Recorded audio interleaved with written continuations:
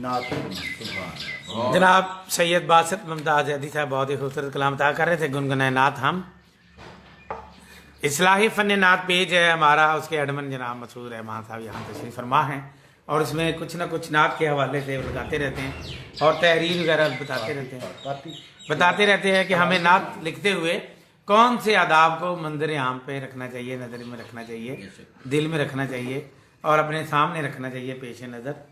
सबसे पहले तो मैं समझता हूँ कि अपने आप को पाकीज़ा तर रखना, वाह वाह, पहली चीज़ है। बहुत अच्छा। ख्याल में अगर पाकीज़गी ना होगी तो फिर नात आएगी नात अच्छी। में जो है और अब भी बावजू ये मुशायरा हो रहा है अल्हम्दुलिल्लाह। और ये नात की बरकत है कि आप अक्सर बावजू रहते हैं, क्योंकि जहाँ मुशायरा होता है आप वजू के साथ बैठते हैं और उसी में नमाज़ें अदा करते हैं।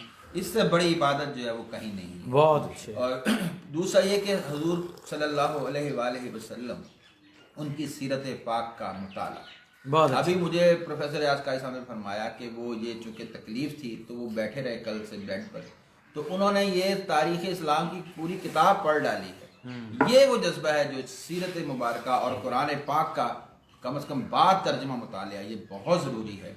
और अदब पहला करीना है मोहब्बत के करीनों में। सब दोस्त जानते हैं, वो बातें ऐसी नहीं कि वो बहुत ख़ास हों, बस इसका एहतमाम अगर हम कर लें, बाद का हम चीज़ों को सिर्फ इसलिए दोहराते हैं कि ये भी एक सवाब का जरिया है। बहुत अच्छा। ये उसी को समझे, हम इस काबिल नहीं मैं कि मैं किसी को कोई हिदायत दूँ या किसी को बताऊँ, मैं बहुत कहने के छोटा हूँ सबसे।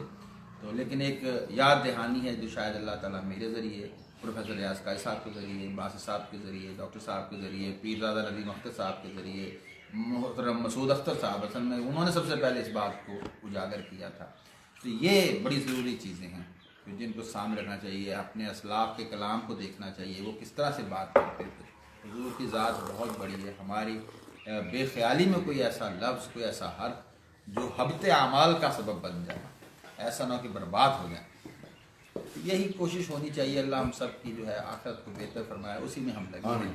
तो अल्लाह ताला से दुआ है हमें वो अपनी आमीन जनाब से इस्तकामत अता फरमाए।